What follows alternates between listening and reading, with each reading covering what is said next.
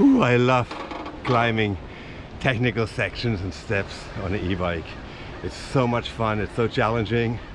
You have to have a lot of finesse, lean forward, but at the same time try to have some weight on your back wheel. Riding upstairs is a whole different thing. It's a lot of fun. It's actually one of my favorite things, especially on e-bikes, to do these widowmakers, these technical climbs. It's amazing what you can do with these bikes. It's like having a little goat. And the key is to keep momentum. You have to have the right speed and you have to be in the right gear. Sometimes that means you shift as it gets steeper. As steeper the stairs, as harder they are. Also remember, every set of stairs is a different shape, different distance from each step and so on. So they always change a little bit. All right, we're gonna start out with riding up just 2 or 3 steps, maybe 4 or 5, 6 is usually kind of the limit on a regular bike, unless you really power up it.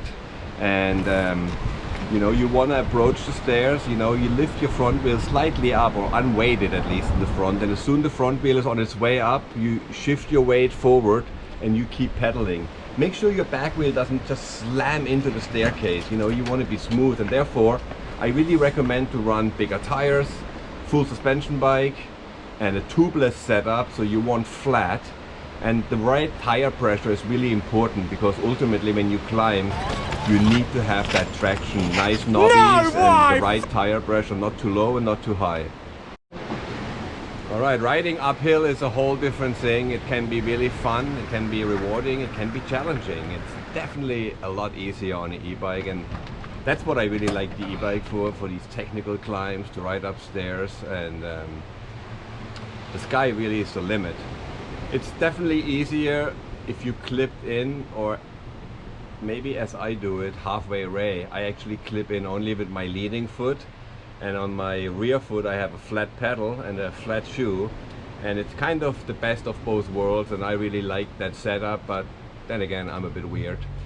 So to start riding uphill, it's very important that you keep your momentum, that you have the right speed, and that you're in the right gear, and sometimes that requires shifting as it gets steeper while you're on the hill.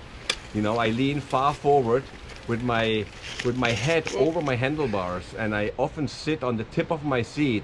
The reason I'm still sitting on the tip of my seat is so I can put some weight on my rear wheel, so my rear tire won't spin, so I have better traction. On an e-bike, it's a very similar setup. You know, the key is also keep pedaling. I love my short cranks. You know, Shimano has the 160 cranks now, and that works really nice with the new EP8 drive unit, and the bike climbs like a goat.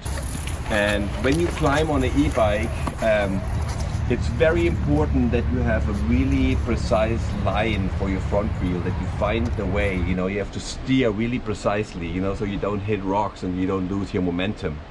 And when you come to a stop on a hill, put your foot forward next to your front wheel, because if you put your foot next to you, you might fall backwards, especially on the e-bike. You have all that weight, and it happens to people all the time that they really flip over backwards. So remember, when you have to put your foot down, when you come to a stop, pull both brakes and put your foot as far forward as possible.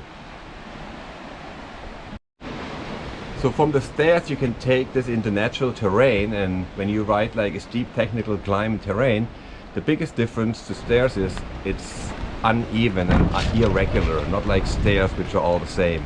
So you have to really pick your line carefully, especially, you know, make sure your front wheel runs over stuff and doesn't run into stuff, and keep your momentum. You know, once you lose your momentum, it's really hard to get going unless you have super strong legs. Or on an e-bike you have a little advantage there again, you know, you can get started again much easier.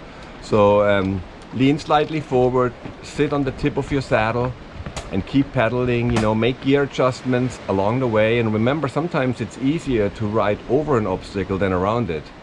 So the next time you're on your trail ride, you can just practice that when you come to little situations. And sometimes it's important not to get intimidated by the obstacle or the challenge ahead. You know, just ride over it like it's not there. Get some momentum, some speed, you know, and ride one section at a time, and before you know it, you're up there.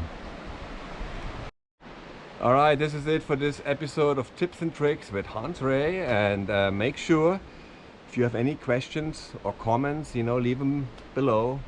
Like, subscribe, and come back for more tips and tricks. That's it. Anybody can do it, right? No.